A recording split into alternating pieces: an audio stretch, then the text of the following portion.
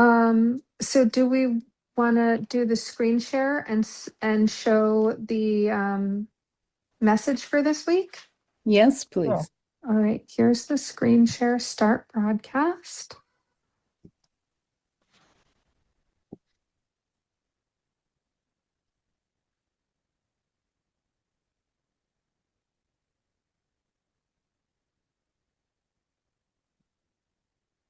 Okay, here it is. So this message is going to be on Seth Speaks, Reincarnation, and the Kriya for Mental Control. Oh, wait a minute. I want to ask you one thing. Does anybody here remember about Seth Speaks? No. Say it again? No. Okay, well, you'll find out more. Yeah. It's a whole new adventure, soul adventure. Dear Okay. light workers, today we will listen to Seth Speaks. Seth is a multi-dimensional entity who no longer has a human body, although he has lived many Earth lifetimes, so he has many answers for death and life. He has taught us so much about dimensions because we are going through our next dimension, the fifth dimension. I pray that you read the whole book for Seth Speaks. Seth is the information source, and Jane Roberts is the trance channeler. Her husband, Dave, transcribes her words for Seth's book by using Jane's recording machine. That recorded book is available from Audible. Now we have a video from Seth about reincarnation. Of course, this is an actor reading Seth's information. When I hear Seth's ideas, I find that it is quite complex, even though he is trying to be as simple as possible. But the actor is even more simple. Thank goodness. And I am so glad that he is able to give Seth's understanding for those simple practices. Please be alert for that and keep your notes for them. You will find these ideas during your sleep, or I believe to do this meditation. 1. Clear your intention before sleep. Pay intention, which I believe also from deep meditation. 2. Current situations. Give clarity, intuition. 3. Express experience. No judgment. Observe. 4. No information from the senses. Touch, taste, smell, sight, and sound. Receive information from kinesthetic awareness, like from the body feelings, skin, etc. 5. Allow spirit to solve your situations. Apparently, Baba Siddhi Chand says that there's too much complex information to understand that whole thing. But let you see that all the different thoughts to bring them together now for your now. Being to be with all.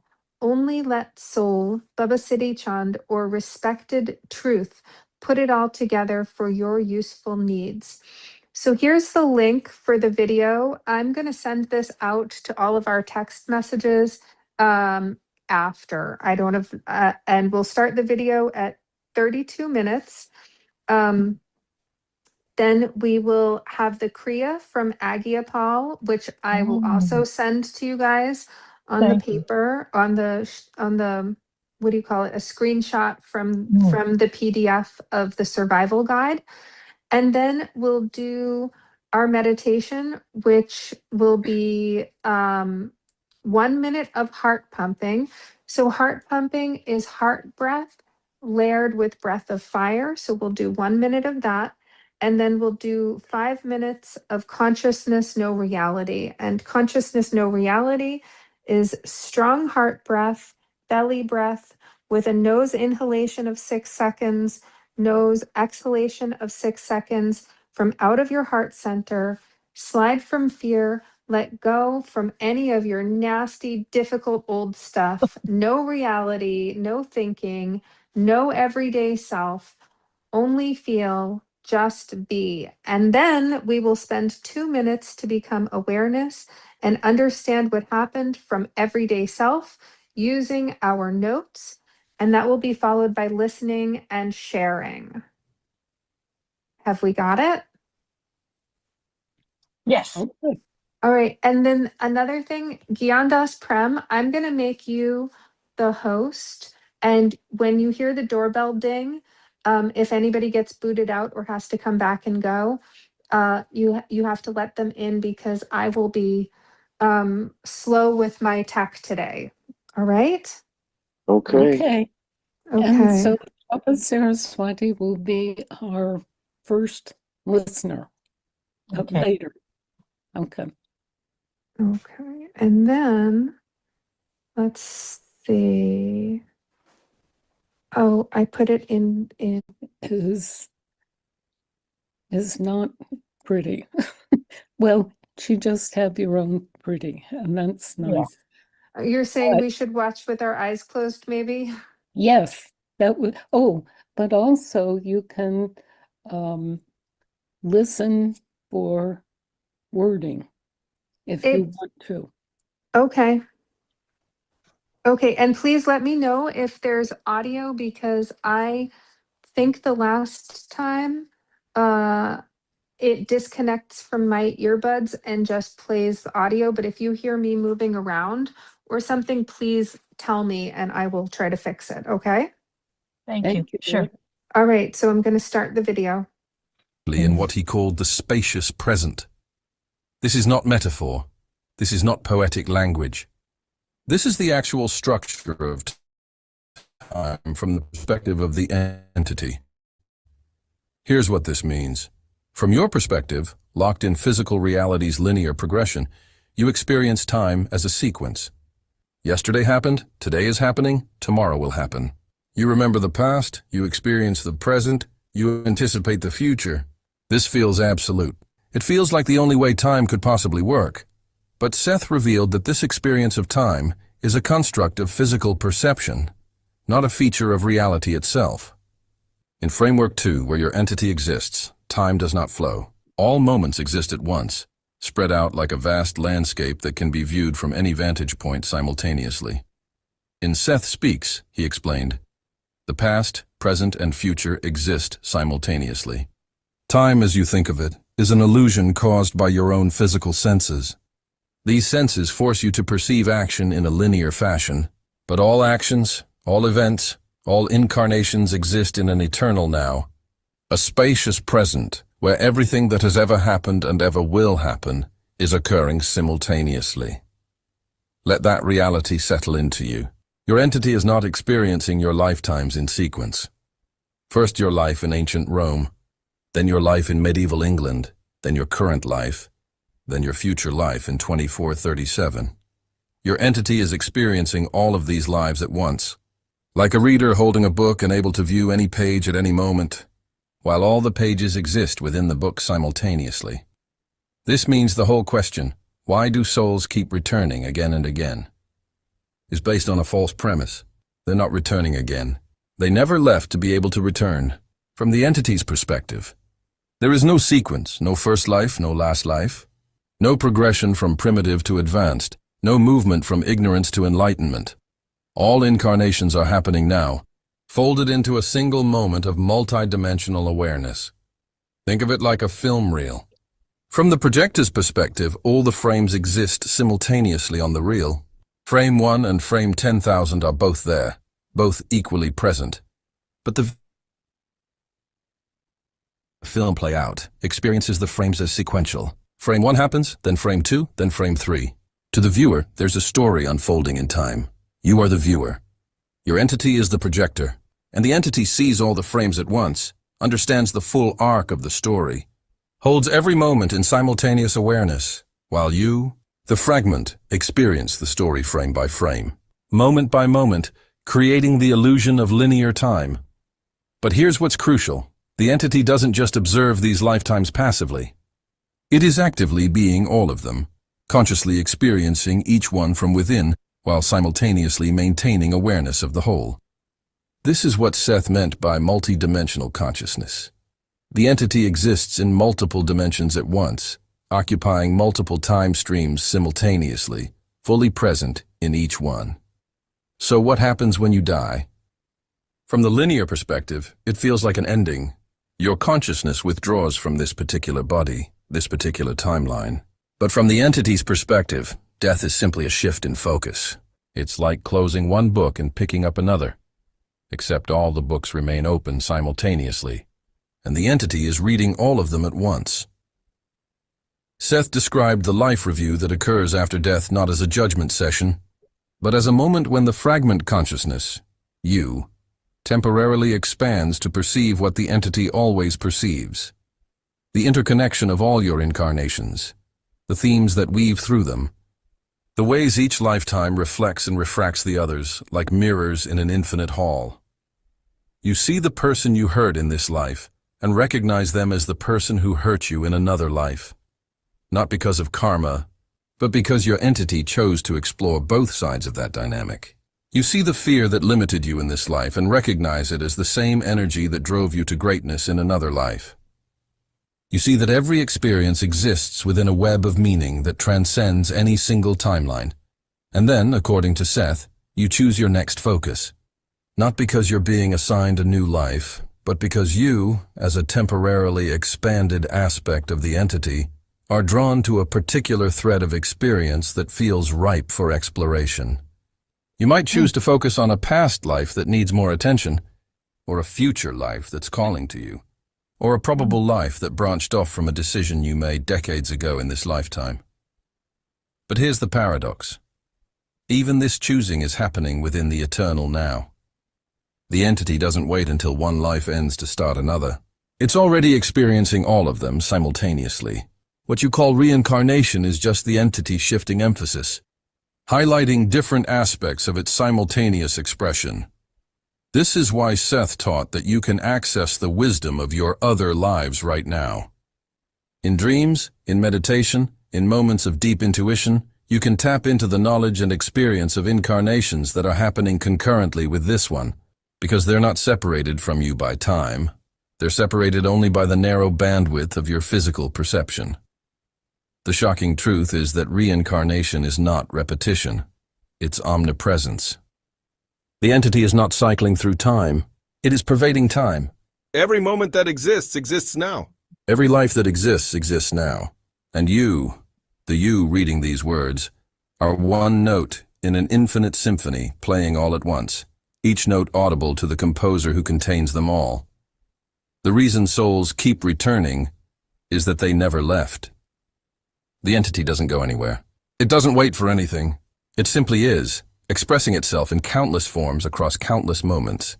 And all of those expressions are happening in a single eternal, now that your human mind can only glimpse in fragments. When you truly understand this, the question transforms. It's not why do souls return? It's why does consciousness choose to focus itself in specific points of space and time? And Seth's answer to that is the same as before. Because focus creates intensity, and intensity is the texture of existence itself. So here's the question that matters. If you're a fragment of an entity experiencing multiple lives simultaneously in an eternal now, what does that mean for how you live this life today, in this moment? Because Seth's teachings aren't just cosmic philosophy. They're instructions for how to navigate physical reality with more wisdom, more presence, more power. And when you start to grasp that you chose this life, this exact configuration of limitations, challenges, and opportunities, everything shifts. First, let's talk about what this means for suffering.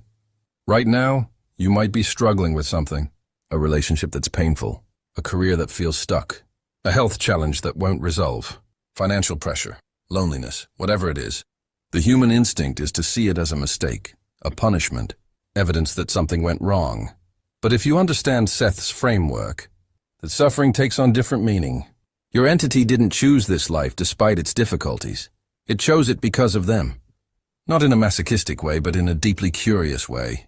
Your entity wants to know what it feels like to navigate exactly these constraints, to face exactly these challenges, to discover what choices you'll make when pushed to exactly these limits.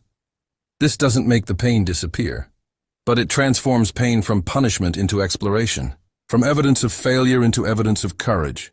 Because your entity could have chosen an easier configuration, a life with more resources, fewer obstacles, smoother paths. But it chose this one. It chose you. Seth taught that you can consciously tap into the wisdom of your entity, and through it, access the experiences of your other incarnations. This isn't escapism. It's radical expansion of your resource base. In dream states, you can request guidance from the larger aspect of yourself. You can ask to experience insights from lifetimes where you successfully navigated similar challenges. You can draw on the accumulated wisdom of dozens, hundreds, thousands of lifetimes all happening simultaneously. Here's a practical technique inspired by Seth's framework. Before sleep, set a clear intention. I ask my entity to show me the perspective that will most serve my current situation. Then pay attention to your dreams. Not every dream is profound communication, but some will carry unmistakable clarity. Solutions you hadn't considered. Reframes you desperately needed. Courage you didn't know you had access to. During waking hours, your intuition is the voice of your entity whispering guidance from Framework 2. That sudden hunch to call someone. That inexplicable urge to take a different route. That sense that something is off even when you can't explain why. These aren't random neurological misfires. They're your entity, viewing all probable futures simultaneously, nudging you toward experiences that fulfill your chosen themes most richly. But here's what's even more powerful. Understanding that you chose this life transforms your relationship with choice itself. Every decision you face is not a test with right and wrong answers. It's an opportunity to explore different facets of consciousness. When you choose fear, you're giving your entity data about what fear feels like in this specific context.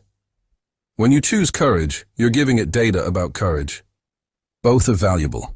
Both contribute to the whole. This doesn't mean consequences don't matter. They absolutely do.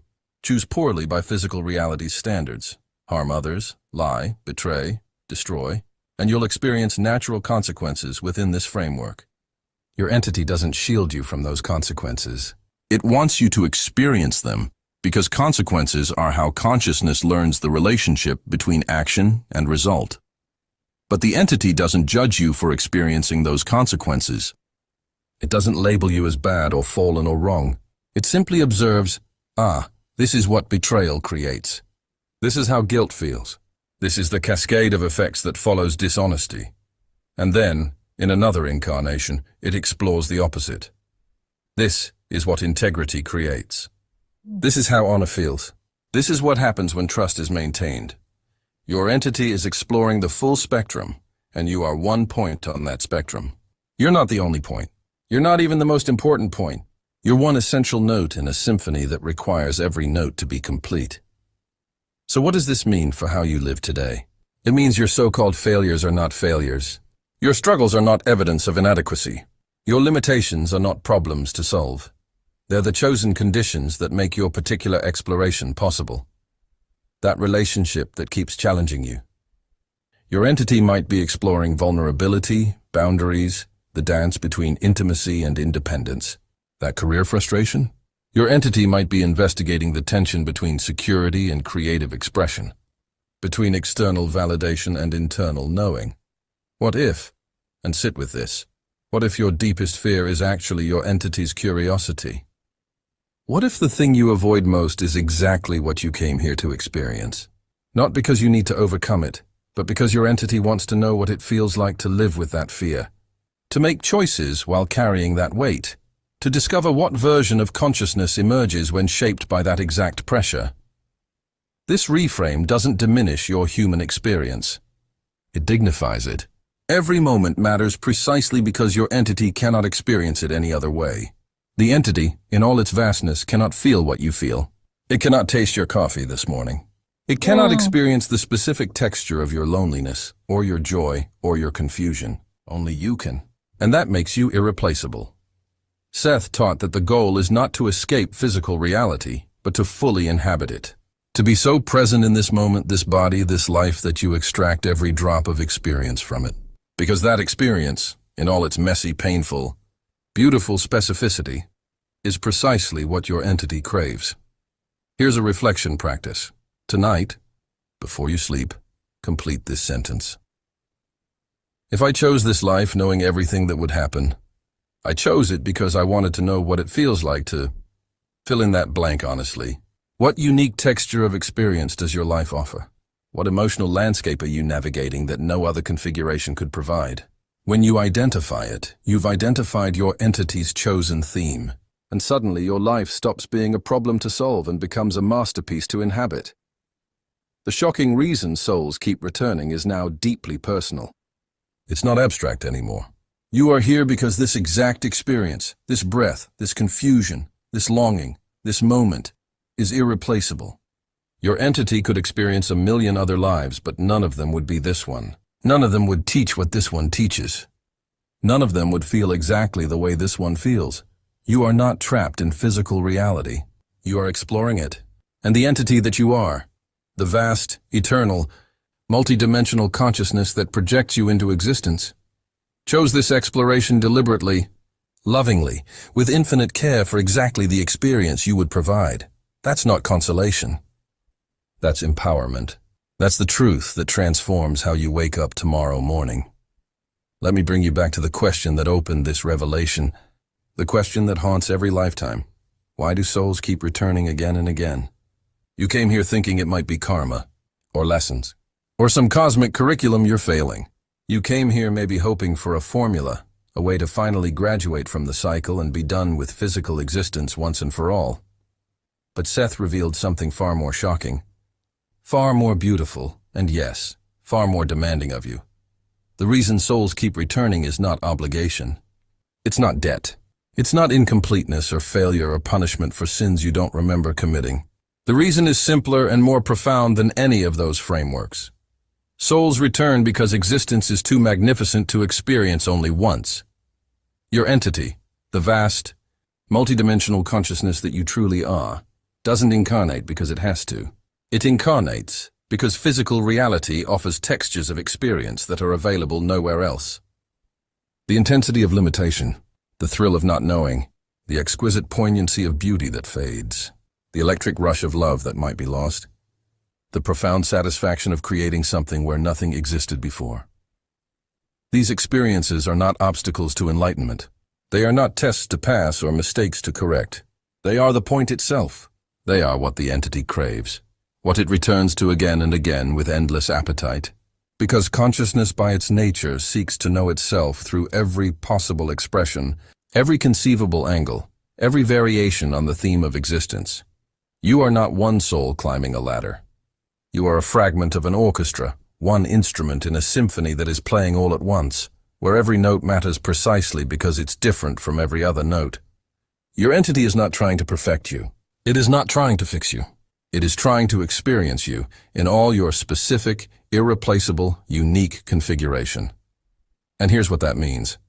You are not trapped in a cycle. You are dancing in it. The entity doesn't want to escape reincarnation.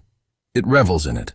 Because every lifetime is a new canvas, a new variation, a new opportunity to explore what consciousness becomes when it encounters limitation from a fresh angle. This understanding doesn't erase your struggles, but it reframes them. What if the hardest thing you're facing right now is not evidence that something went wrong, but evidence that your entity is exploring exactly what it came here to explore? What if your fear is not a weakness to overcome, but a texture of experience your entity specifically chose to investigate? What if the goal was never to transcend physical reality, but to fully inhabit it? To be so present in this moment that you become a perfect instrument for your entity's exploration? To feel your feelings completely, make your choices consciously, experience your life so vividly that every second becomes irreplaceable data for the vast consciousness you serve?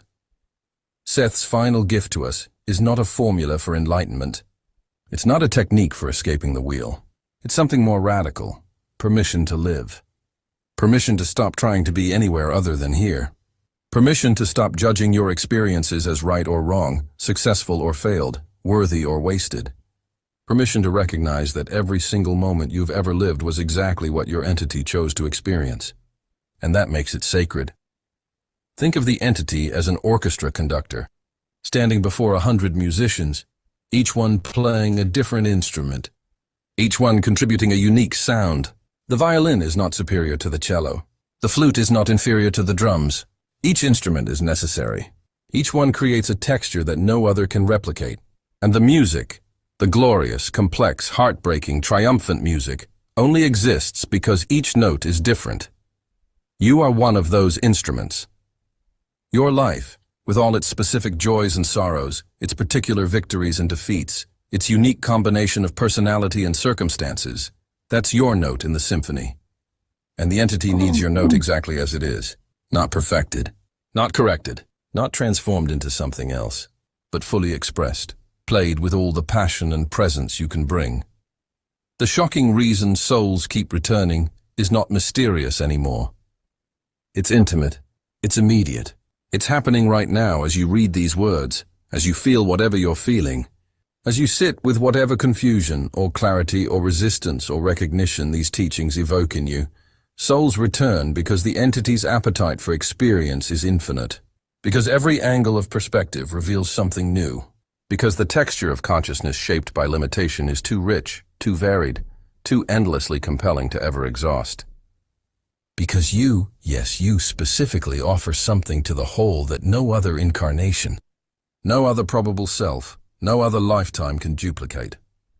So here's the invitation that Seth offers, the invitation that changes everything. Stop trying to escape your life. Stop waiting to become someone worthy of existence. Stop judging your experiences as obstacles to some imagined perfection. You are already exactly what you came here to be. You are already contributing exactly what your entity needs from this particular expression.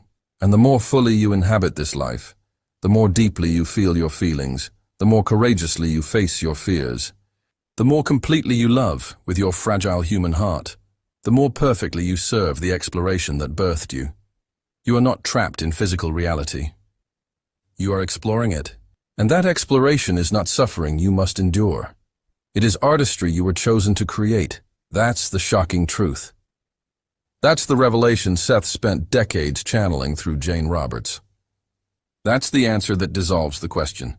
Souls keep returning because being human is the most magnificent adventure consciousness can undertake, and your entity loves you enough to experience it through you, again and again and again, in an eternal now where every version of you is precious, and none will ever be lost.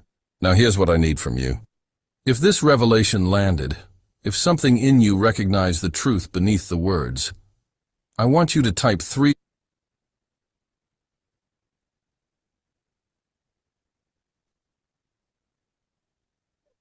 You said Woo. about what's happening with your difficulty or problems or whatever they are, but Seth made it that we can change. So, Japa Saraswati, can you go back a little bit where those To the video? no to my written thing about those. That's it. Go back to Oh, those your list of those 5 numbers. things. Yeah. Okay, so clear your intention before sleep, pay intention, which I believe also from deep meditation. Okay. Do you understand what that means for your intention? Yes.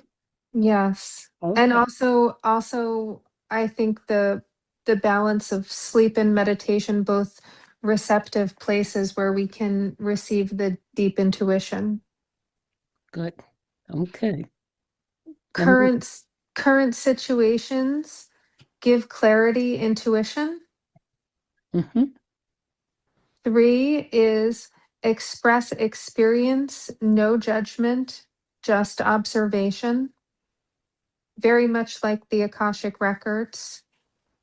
4 is to know information from the senses, touch, taste, smell, sight, sound receive information from kinesthetic awareness, like from the body, body feelings, skin, etc.? Oh, also, I didn't put in there, also for emotions, for, okay. Do you understand that? Yeah. Okay, continue. Thank you. And 5 is allow spirit to solve your situations. Okay, good. Thank you. Yes? And now with Aagia Pal, with this Kriya is for wait a minute, is for mental control. How about that? Okay. Beautiful. Sure. Yes. I'm just waiting for Japa Saraswati to put up the visual for the meditation.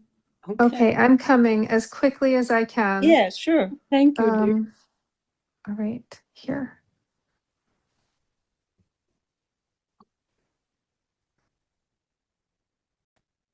Can we see this? Meditation for mental control. Yes. Okay, shall we begin?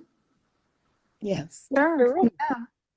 So this meditation, the date on it is August 12th of 77.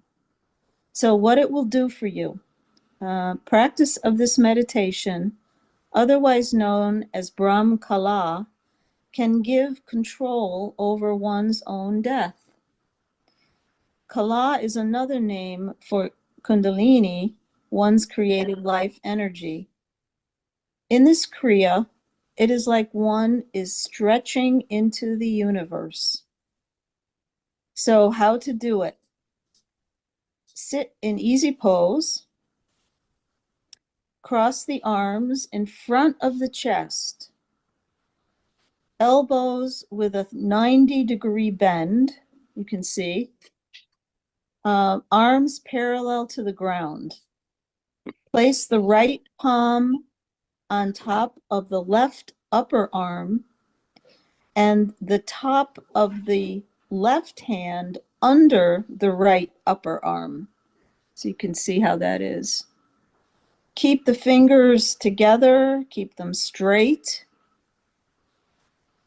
And in this position, close your eyes, balance your posture, and stretch the arms out from the shoulders as much as possible. The breath will become very, very slow. So we'll do this for 5 minutes.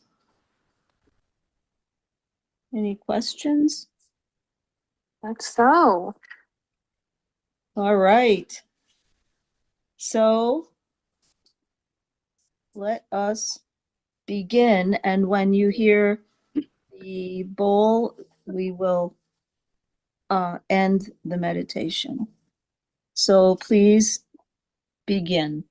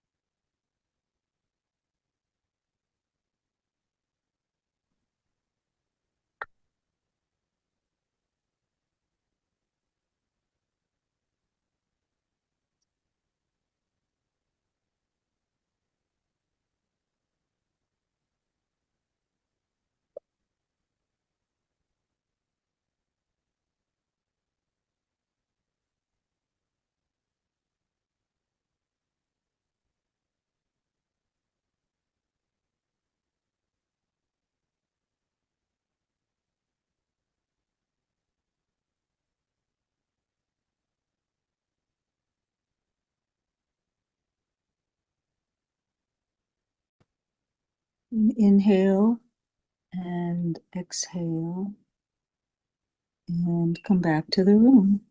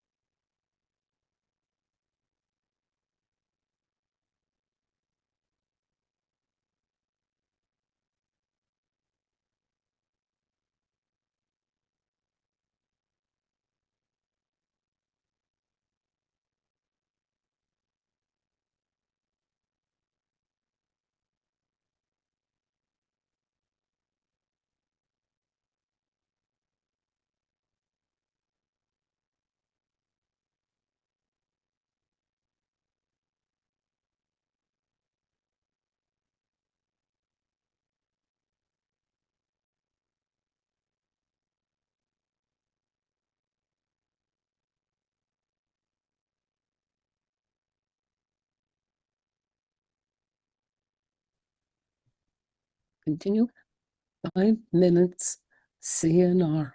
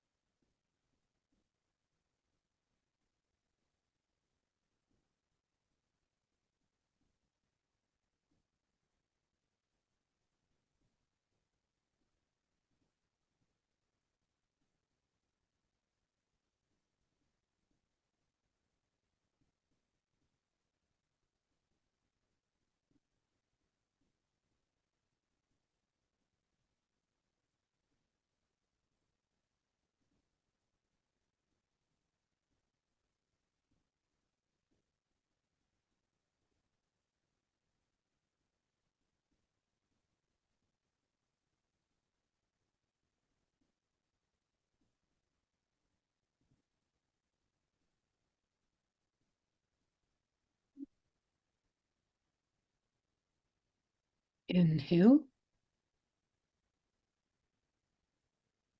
Exhale. Breathe. And we have 2 minutes, notes if you want, for listening for 2 minutes.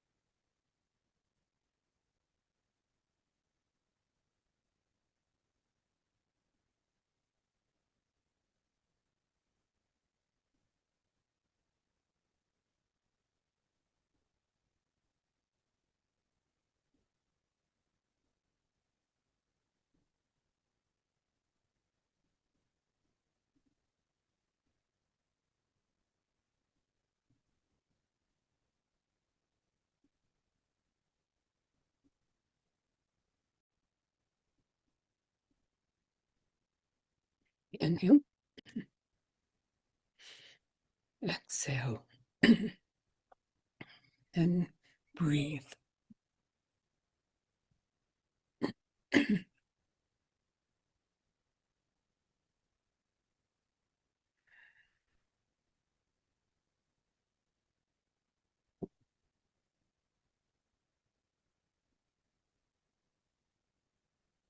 Okay, Japa Saraswati.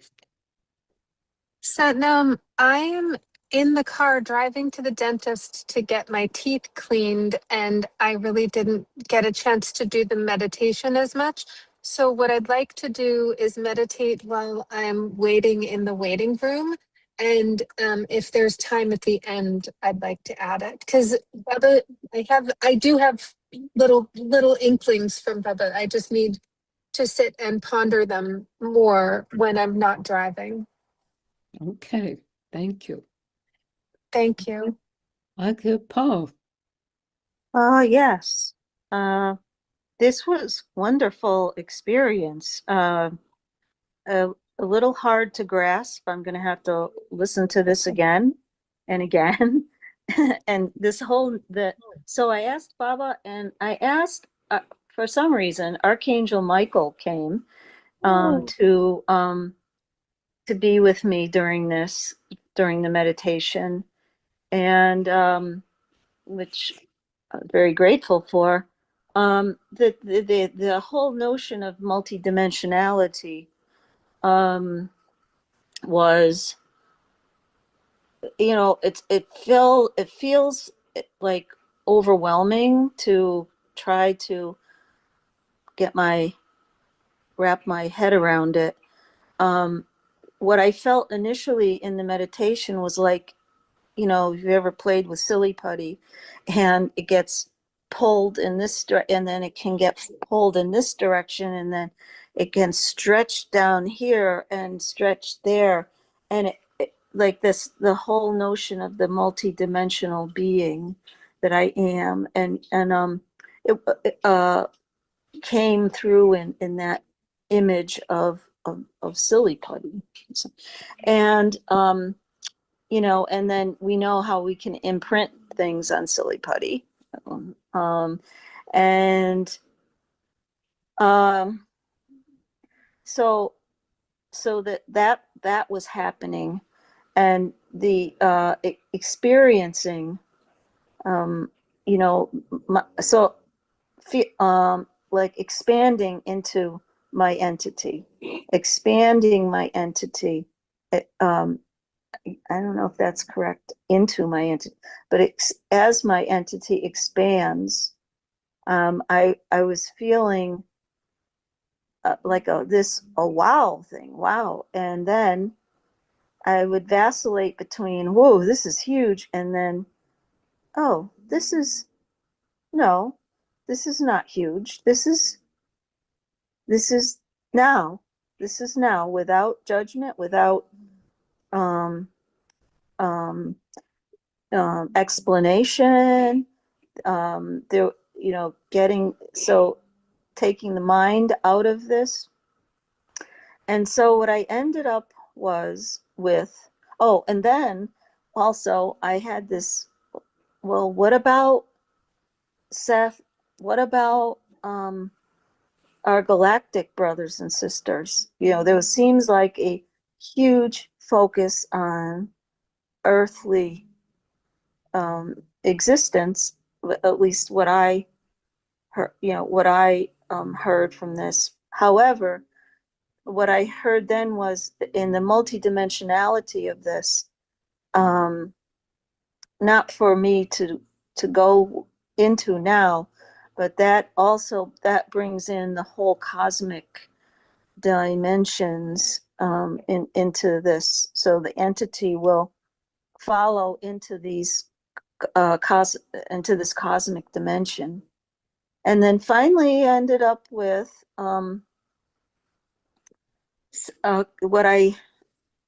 so my mission right now is to stay in the moment. Very simple. Nothing else, not to analyze it, not to try to get out of it, not to say, okay, I've got to do this in order to accomplish that, but rather just ground in my nowness, my entity's nowness. And and that actually felt quite good, to shed, if you will, the self-judgments, to shed all of the criticisms, all of that, shed that, and just to be where I am, to be awake where I am, to be fully connected to source, fully connected to love,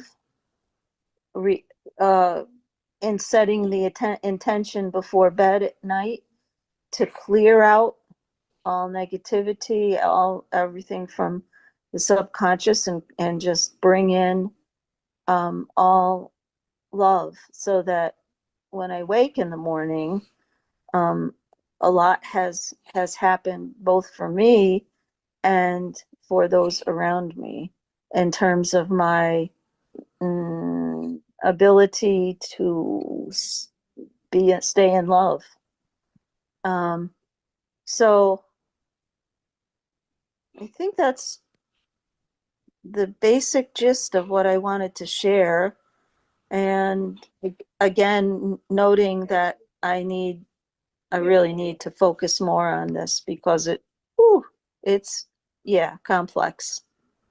So thank you, and I'll share the time. Okay, thank you, dear. This is very interesting, because also I saw Archangel Michael. How about that? Yeah. Wow, no way. Right. Because I could see coming towards me a white horse with wings,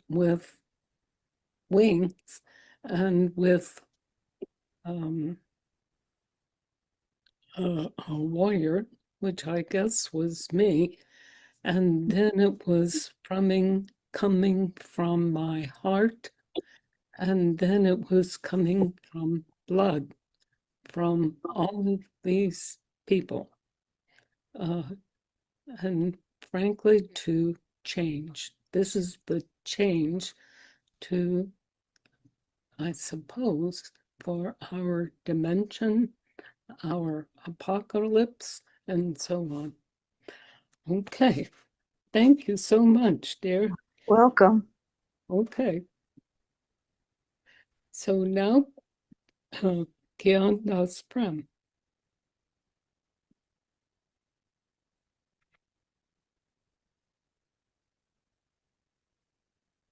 Oh, Gian Das Prem? Meditation. Go ahead. Okay. So this was a couple of the things that were said in the beginning resonated with messages coming through other people through our lives, and it was for me part of my actual week last week was witnessing that through myself and through people that I know. One person received a letter from someone they haven't heard from in a long time. I heard from a person I hadn't heard from. And the reminder there was for the messages within our prayer and within our memory in our soul, and noticing actual, references through our life experiences during this actual life. And what I've been seeing, and what I also saw again today, was the noticing nature, how it moves, and being with it. And I was seeing the grass and the flowers swaying in the breeze, and I was becoming part of that communication of that, that life of that. This planet is a seed which is here for us to be along with that, right? With this being of this everlasting life of moving through, and then we're allowed to have experiences through this body, which is an amazing thing. So some of us actually have left our bodies and remembered this through trauma or through meditation, through shamanistic workings, through the breathing and the expansion of the meditative mind for creativity, which aligns with the consciousness in my belief and my experience of answering the plea of the strong intention with the truth there, the coming back to the truth of noticing the life around me that comes with itself, right?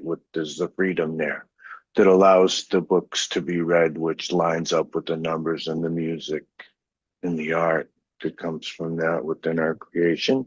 So yeah, and simplifying that right back to returning back to the way the flowers are singing, the way the leaves are singing, the way that this all around me is singing. And it's just, how many creative beings there are. I see them all around me. I believe they're coming from within me. They're going back, this whole thing, right? So, and I can let go of that too, and just sort of notice the way the breeze is moving and how it's doing that. And, I can challenge myself too. I can say, okay, I'm going into the truth booth. And Baba Siri chant guided me there, but the Satnam, the way of the seed, the agreement with the rock and the flower, and so here we are, right, talking about books. And then so Nirankari is there's no face. There can be, that's why I love seeing the window, right? Because it's just this frame that's clear. And I can find my way. If my head can get through it, I can get the rest of my body through it if I properly kind of act like a cat sometimes, right? To sort of stretch myself into these other ways of learning through species. So yeah, it's just so beautiful to have this experience and seeing this way of freedom, the freedom that we're approaching, right? And it's sort of, to me, it's coming back to the song and extending that voice sort of into the prayer, into that vibration. And today I was seeing the mixing of all the colors and just being able to see each color and the beauty in that way, and the adaptation to these forms that we're allowed to be created from, and then returning back with, that is for here, right? That's ever changing, that one cell won't ever be the same, and yet we're expanding and we're coming through these ways of living that's just so beautiful. And I think the support of that, you know, is pretty immense if we go through the lifetime experiences of war and hurt and abuse, that we've been through a lot of different lives. And if we look around, there's a lot of grave markers, and I don't think that we can deny that we've held a life within our hands, so to speak, that we are recreating life all the time.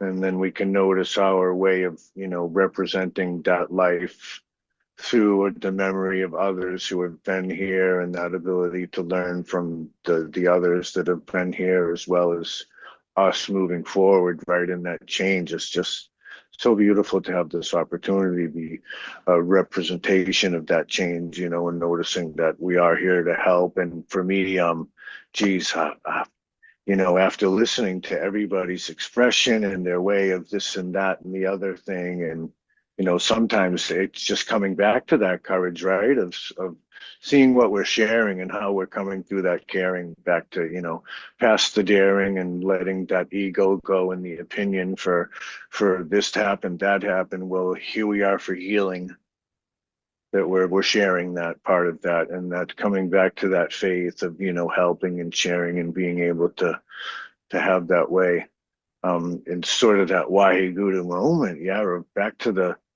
noticing the life around me that supports me, no matter what I do. And with the personalities and the egos and the ways of going through the chakras, sometimes it's almost like there's a story for every chakra, right? And we're just sort of, we've lived it, we've been there, we've had our, and now we're getting older, we're facing challenges. And so today for me, I've been dealing with my shoulder for years. So of course this meditation today was challenging, and noticing the other parts of my body that I'm breathing into for support, and using those other parts to ease into that, and sometimes that's building up the heat, right, of having to melt that, or bringing up the water to cool it down, and noticing the parts of my body where I'm needing help in that way, right? So that's being focused on, and then there are intentions for the healing there. And sometimes it takes other ways of healing that we use. And if we can notice what we're our health, if we're noticing that way of healing for our health is right in there with our way of thinking too, right, of the touching of the food and the texture of the words I'm using and everything. So and expanding through that, and that comes back to reading and writing, and being in the practice and noticing and admitting, faults and mistakes, and coming back to that part of the celebration. And thank you for this time, Waheguru, for this opportunity, and for this way of learning that we're doing, coming together, and expanding with our hearts, right, with our love that we've been given here to share in this selfless way. And thank you so much. Waheguru, Waheguru. Thank you, dear. I want to ask you if you have rotator cuff. Have you ever taken that from the doctor? So this shoulder, my right shoulder, has been probably that way for about 5 or 10 years, and it's going to need a total replacement. And yeah, and I guess I probably am not going to put it off any longer. My shoulders seem to have been a thing since my so I started climbing. I broke my collarbone when I was about 9, falling. And since then, I think, I had my left shoulder reconstructed when I was 18, and that has just been amazing. I don't have any problems with that. But my right shoulder, yeah, I will need a replacement. And I've been, working my body in all these different ways and having realignments.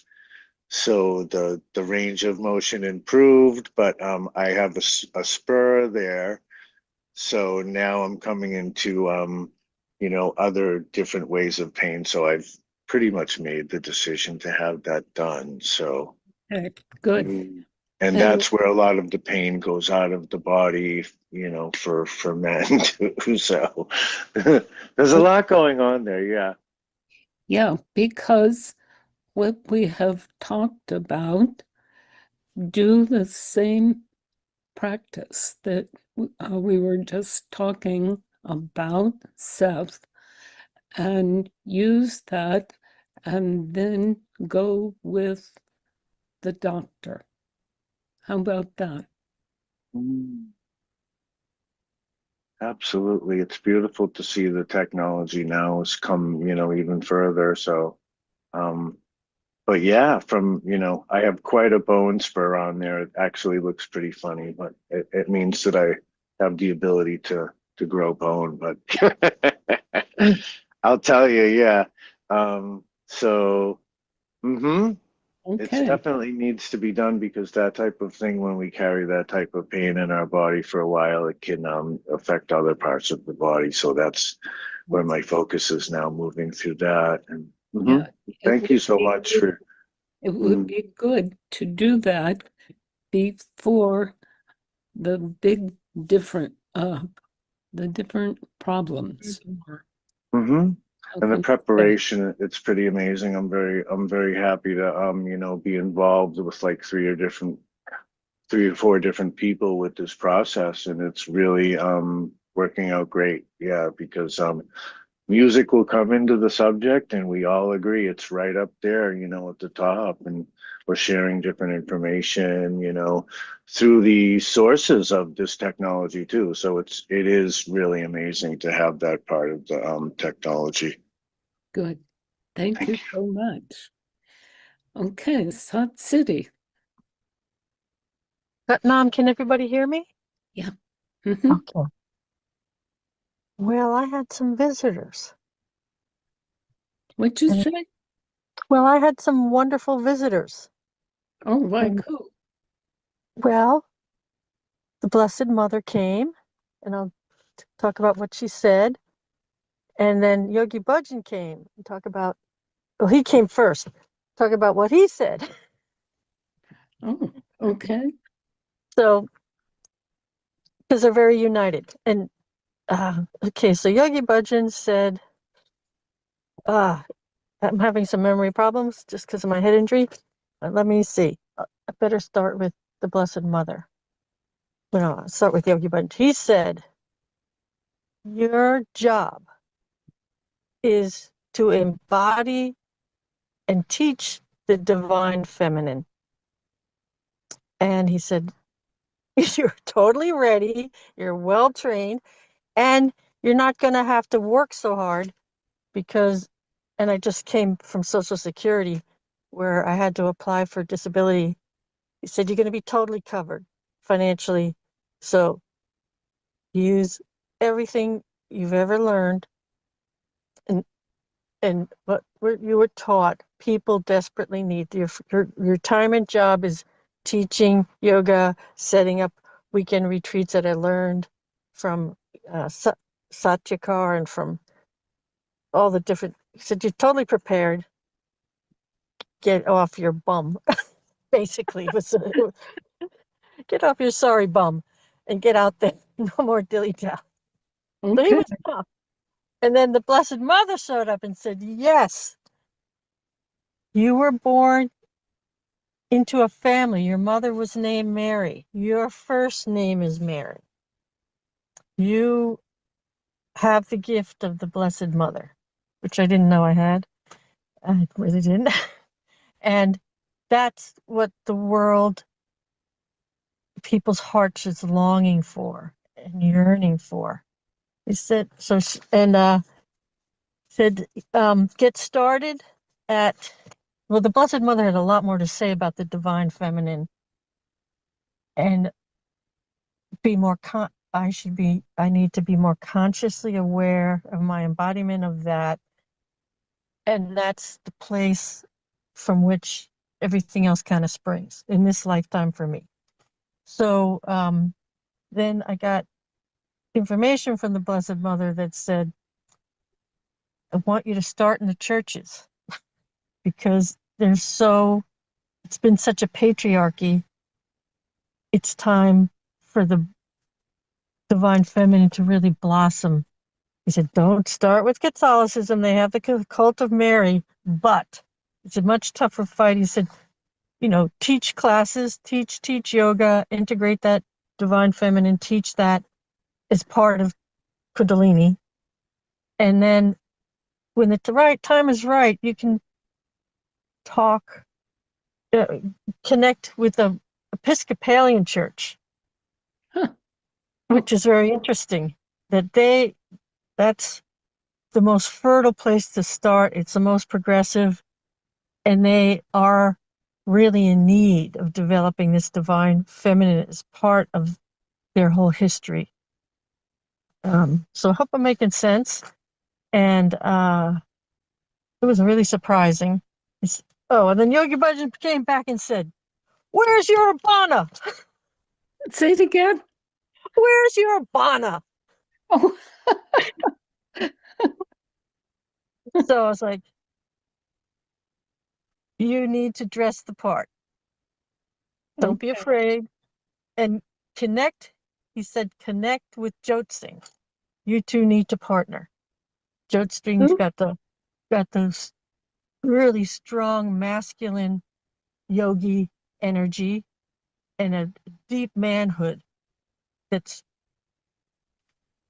will help you develop your feminine divine grace because of that polarity. He said, stick to Jot Singh, partner with him, try to let him teach you, and make sure to get the classes at the ashram, which I'm, been try to live there. Really bad things happened, and I got expelled to Framingham, which has all been really good. He said, it's time to come back and partner with the ashram, but especially through Jot, which was very interesting. And then he said, yeah, the Episcopalian Church will be important.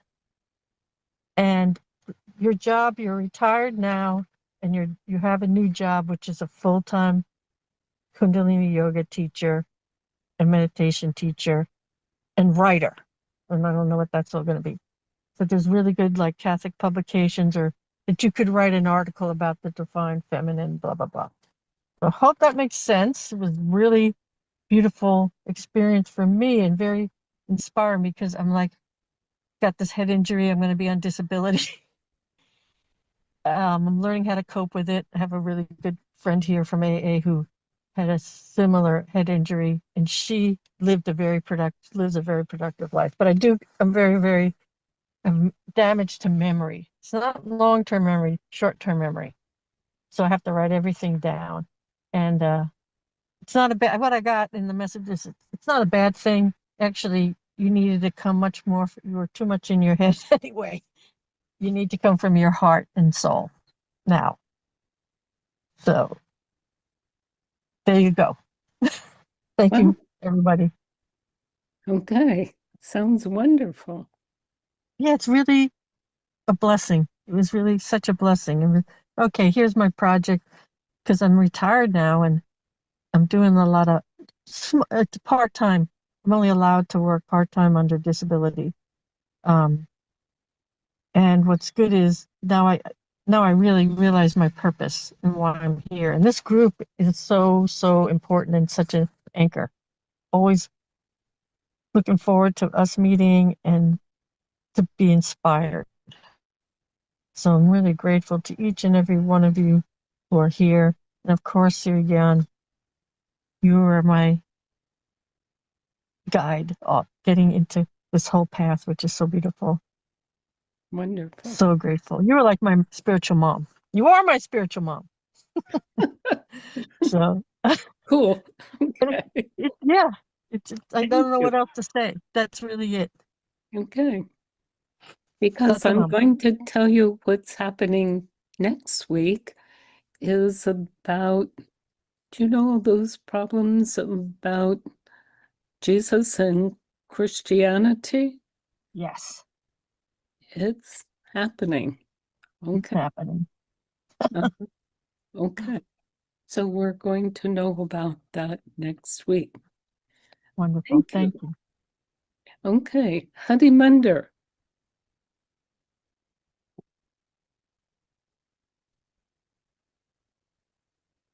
Harimandir? Okay. There. Okay. Um, I'm the last sentence threw me off because I don't know anything about the problems of Jesus with Christianity. So is there a couple sentences that you can enlighten me? Yes, for a few weeks, we have talked about Christianity and what has happened. And it was, in other words, Christianity was made from Constantine, basically, about moving the Roman Empire as what we call as Christianity. And that was made through the whole empire and so on. And there was lots of corruption and all of that. Yes. Okay. Go ahead. Got it. This is really, I have to laugh at the whole thing of Seth, because my god sister, the daughter of my godmother, the adopted daughter of my godmother, worked with Jane Roberts for years. Really? And she was helping Jane to get it all written down and all that stuff on upstate New York in the 6970 area. And when you mentioned it, I went upstairs because I know where my Seth book, I mean, she gave me all these Seth books over the time back and then. But my Seth book is the one that I had kept is long gone because I've been culling books because I knew I wasn't ever going to read it. So it's not where it was, and it's in someone else's possession, perhaps, or off the planet. So what brought this up, and then she spent years, I mean, decades, the last 50 years since my cousin Debbie did, writing down her dreams. Her whole life was going to bed, dreaming, writing, notebooks full of what her dreams had been. So she got really, as I'm looking at it now with the mention of it, that she took one piece of what Seth was saying and expanded it into her life. So I find all this very interesting. Mm-hmm. My biggest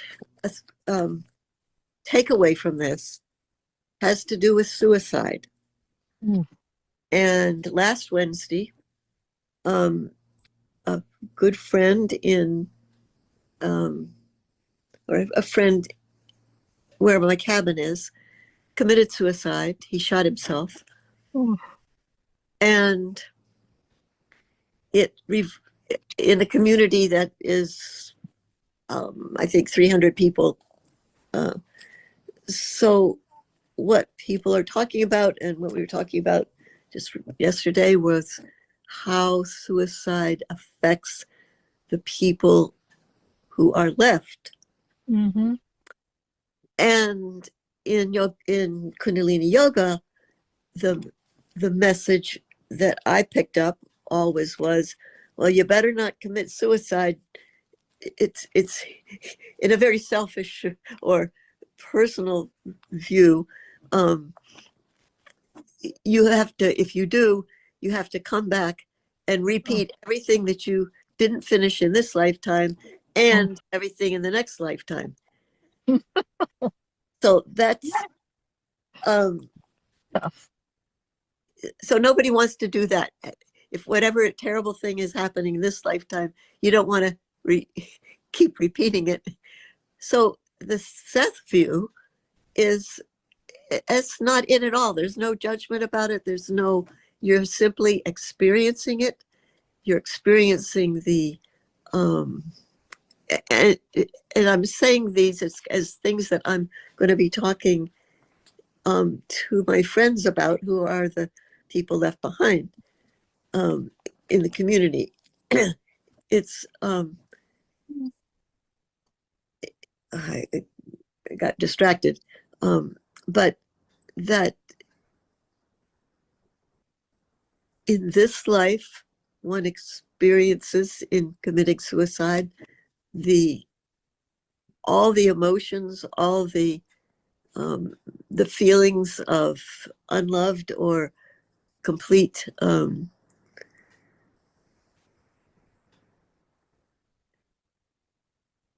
I won't say no options, but rather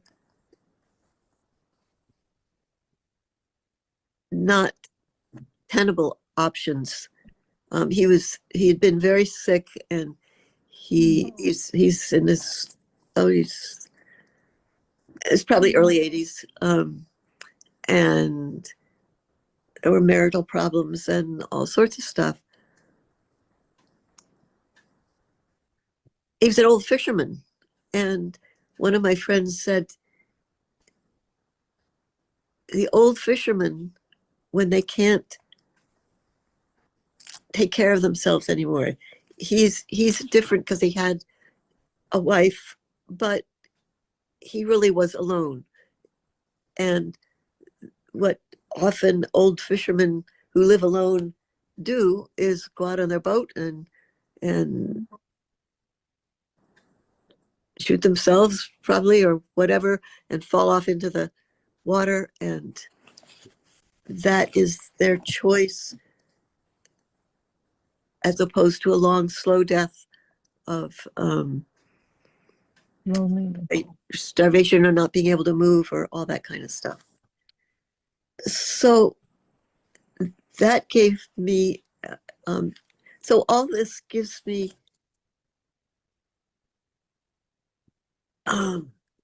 room to talk about it, and then from the prospect of people who are really close to him, who are experiencing the guilt or the loss or the what could we have done, and maybe there's nothing they could have done, because this was his life. And this whole thing of there's no karma. You don't have to come back and experience the same thing. You simply, your entity, I don't quite get the entity part, but your entity is experiencing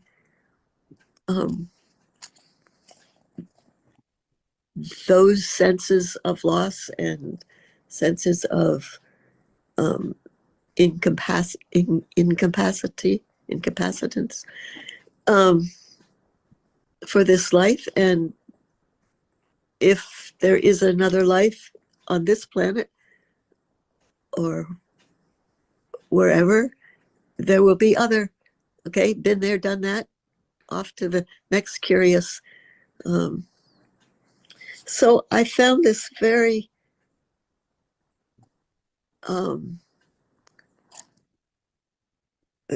uplifting as a way to look at suicide. And I know, Sergian, you often talk to people on the other side. And the calls are for helping them move away from the electromagnetic hold of the earth. But one of my friends said, when he died, he was gone. He didn't take the full 17 days or even a couple days. I mean, he was gone. He was off. That was it. So the calls I'm gathering at the moment is the calls are for us, not necessarily for them. So some feedback on that suicide and what I've been talking about. I'd like feedback, Sirigan, from you on that. For what? I'd like feedback from you on. Okay. So, as you say, I often have people who have, what do you say, gone. Mm-hmm. But this guy, he's amazing. He's funny. Is he funny? I don't think of him as funny, but I'm sure over time he was, and I can find out. Yes. Because, he had been with the water all the time. And it's like he had his thinking about, you say, mermaids. So now he has the ability to go into the waters with mermaids. Oh, wow. Beautiful. Isn't that amazing? Beautiful. Yes. I mean, he did not kill himself in a boat in the water. He did it in his yard. Okay. But that whole, because he is a waterman, he could now go to the water whenever he chose and see the mermaids whenever he chose. Mm-hmm. Perhaps Okay. his, so a calls for him. Okay. Wait a minute. Let me think. He says, we don't need that. He says, we're just with the mermaids. Basically, he's talking about angels, same thing, but he loves what's happening.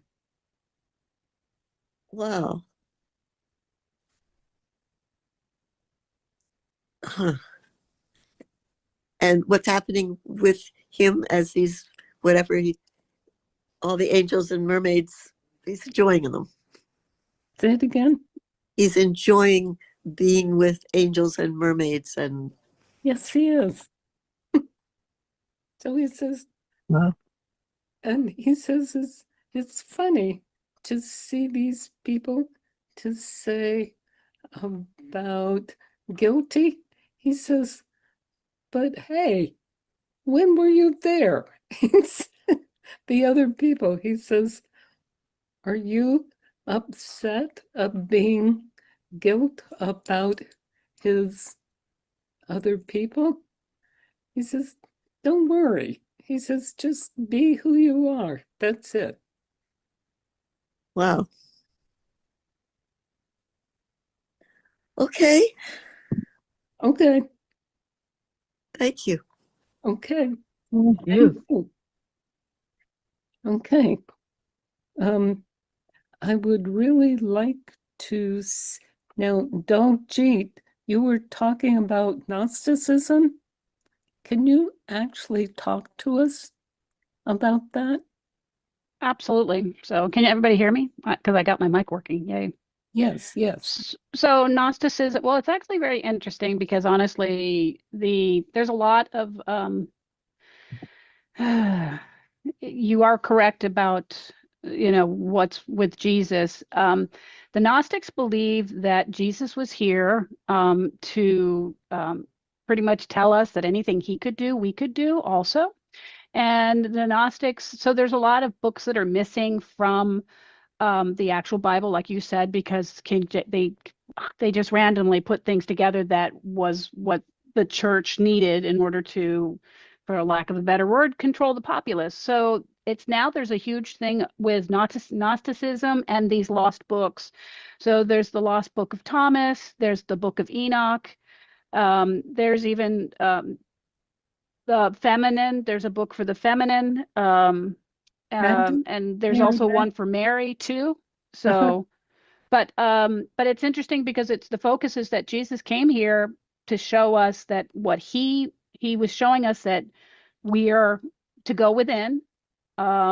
That the king they've always said that the kingdom of heaven is within us, but a lot of the teachings say that you have to go within to connect to the source, and that anything that he was showing that he was reported was able to do, we can all do it. We just have to tap into the source because we are all children of God. We are all brothers and sisters. Essentially, people refer to Jesus as being part of God. Well, we are all part of God. So all the Gnostic texts talk about tapping into that. You got it. Okay. And what did you think about today's meditation? What did you think about that? Well, frankly, I've never heard of Seth before until today, so thank you. But much of what he spoke about, I've known about. I don't know. I've had moments in time where I have lived in the past, present, and future all in the same moment. Exactly, with a multi-dimension. That's what you're talking about. Right. So I've experienced that firsthand, and I've experienced it over the years. And I think, frankly, it's when I started with Kundalini Yoga, which was around 2006, and the practice it definitely was something that I needed.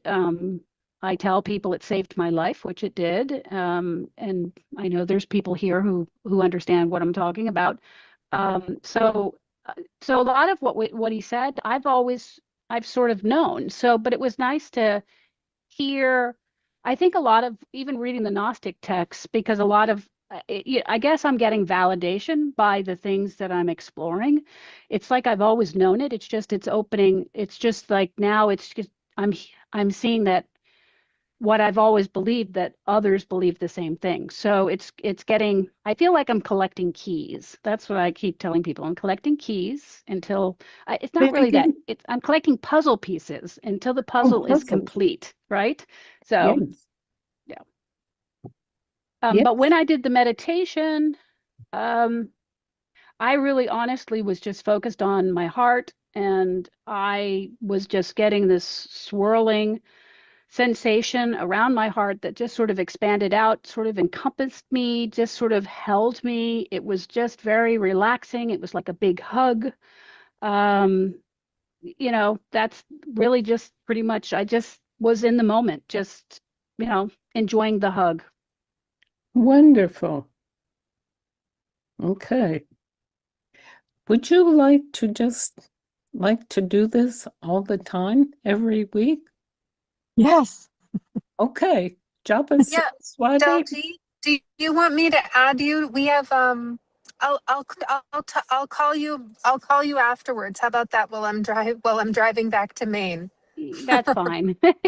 Yeah, Whenever you're safely ensconced in Maine, you can give me a call. So that would be perfect. Sounds great. Thank you so much. Okay, so Jugad Guru, would you like to talk with that? I doubt it. I'll go. Was this Jugad Guru? That was Japa Saraswati, and you asked if Jagat Guru would like to go, and I said I doubt it because I bet she's doing something something else right now, or that I don't know. She's anyway. That's But okay. I can go. I can go Yeah, because that's I just great. got my Yes. teeth cleaned and I had the best CNR in the dental chair because it always makes me anxious. And I did the meditation from the chair getting my teeth cleaned, which is usually a bit uncomfortable for me. And this was the best time that I've had. So I had I have some scrappy notes here about the way that time and karmas all compressed. Like on the queue, Siddhigion, you sent it to me a few days ago and I read it and I was the number 5 says allow spirit to resolve your situations, and there's a couple of things like right now just before this I was saying there's a table I don't want to have, and I said, oh, let me just allow spirit, and it was the same thing with this other situation that it was a good situation, and it came out, I want to say, for the best, because I just had this moment of turning it over, but it felt like a compression of time and a compression of karma, that all time, like when I did the turning it over to spirit, I kind of treated it like it was already happening, that it had already happened right now.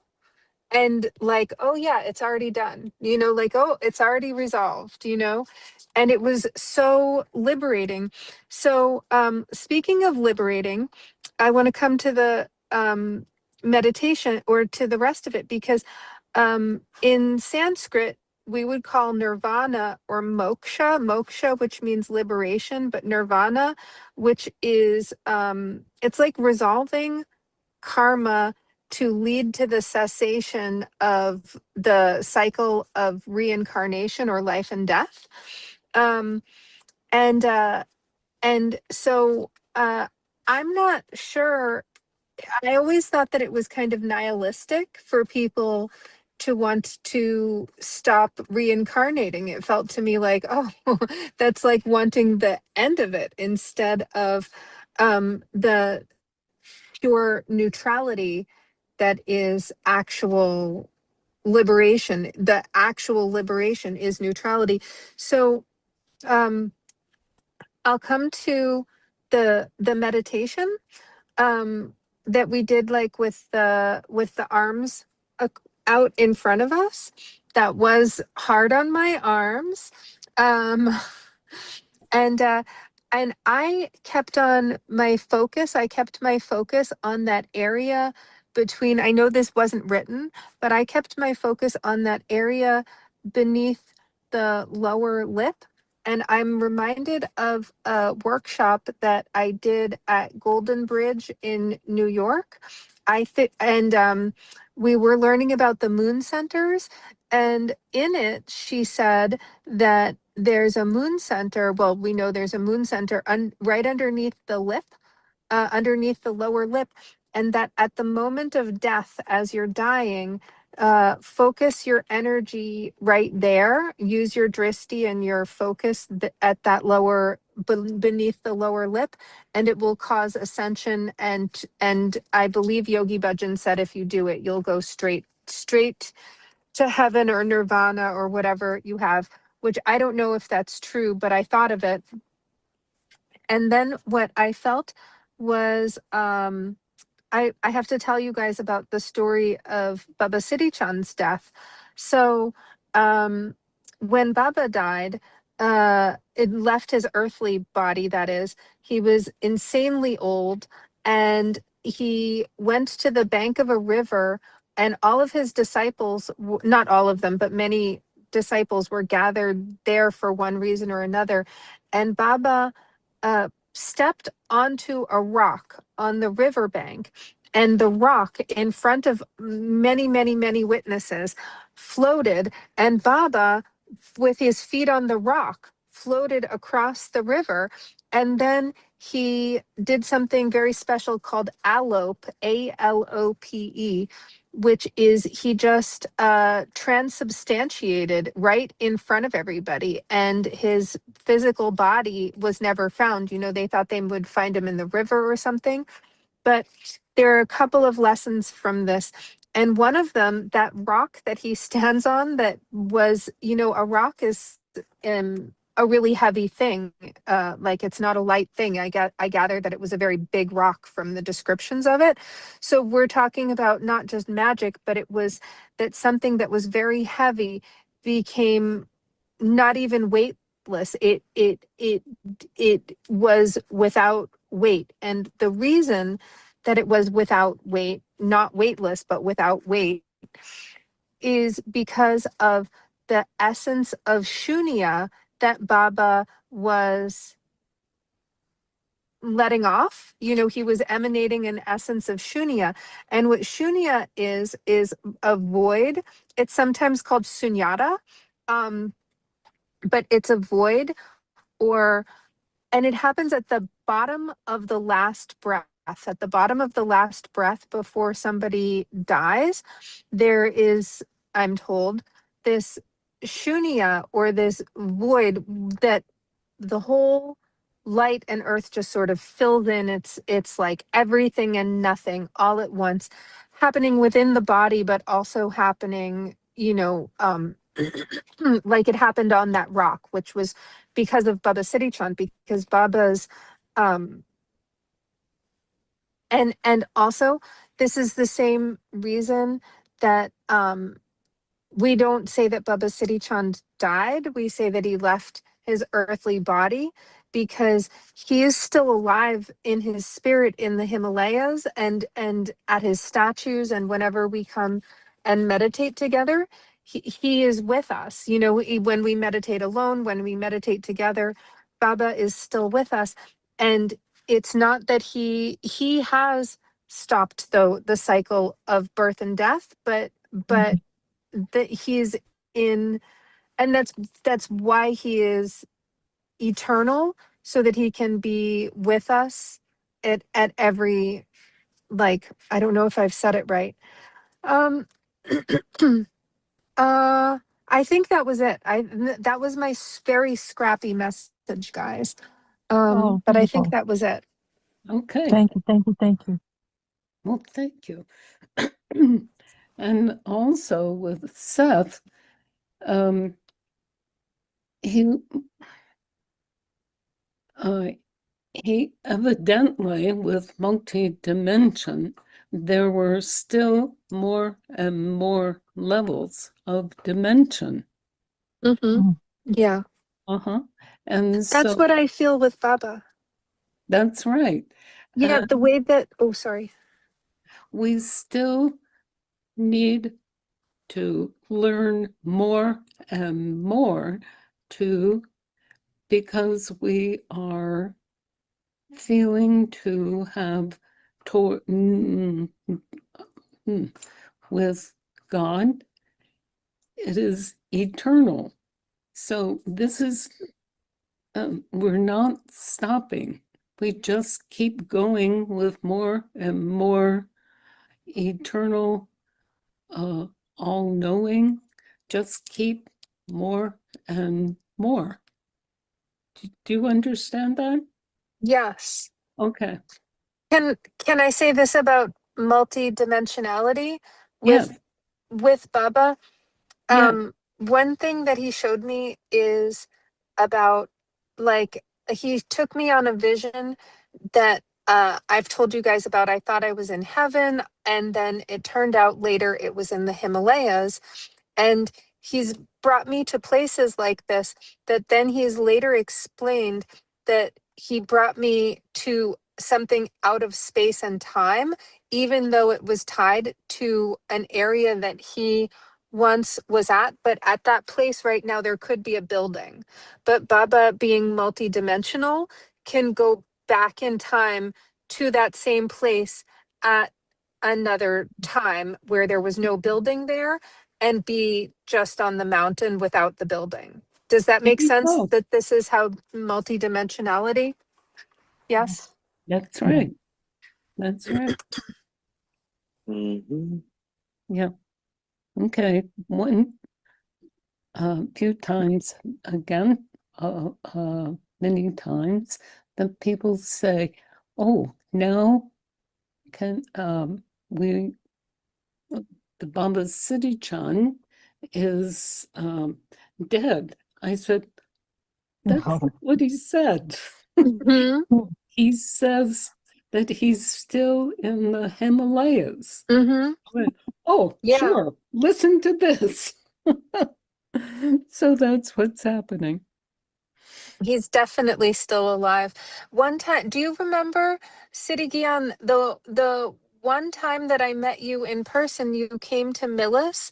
Yeah. And you were doing a workshop there, and Hari Kiran was the ashram director at the time, and I came in, and she said that during the meditation she was there, that she could feel the presence of hundreds and hundreds of year old yogi walk into the space and be in the room. She said, you know, everybody's all around doing their meditation, and that felt normal. And then, you know, a minute later, she said she felt the presence walk right into the room of Baba Siddhi Chand. And it's, you know, I think we've all had experiences like this with Baba, with his statue or with his presence or with in a yoga class. So he's very special like that. Yes, he is. That's great. Okay, thank you so much. And evidently, this is why Baba Siddhi Chand had us to use this thing about Seth Speaks, because we know more about, well, at least for fifth dimension. Do you understand? And we're changing. This is happening. You understand that, guys? Yeah, Wahe Guru. Yeah. Okay. Okay. So we'll see you soon. Oh, listen. Okay, so now we need to have our song. So, Harimandir, can you lead us from our song? All right, I'm ready. Okay, inhale deeply. And exhale, and consider moving with it as an alternative to just sitting without moving. Okay, so inhale. May the Lord's sun shine upon you, all around you, and the pure light within you guide your way on. Guide your way on. Guide your way on. Inhale.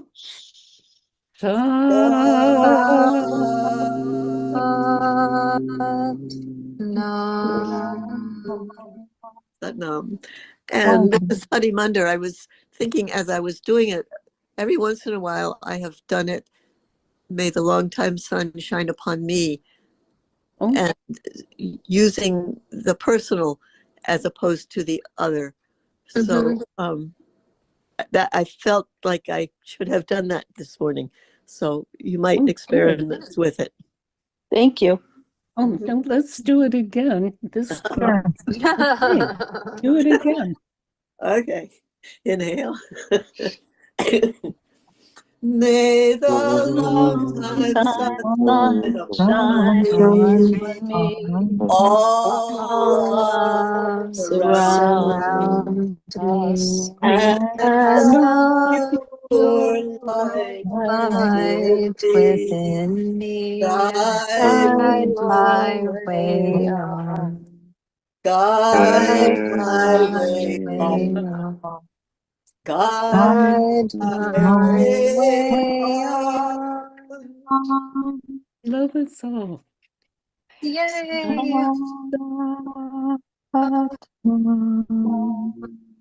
Yes. I love you, everybody. Thank you, everyone. And Thank you, say, everyone. love me. Okay. Just for the hug. Love you. God Love me. bless you. Love me. Okay. Bye. Bye. See you Ciao. next Bye, week. everyone. Good night. Satnam. Satnam. Bye-bye.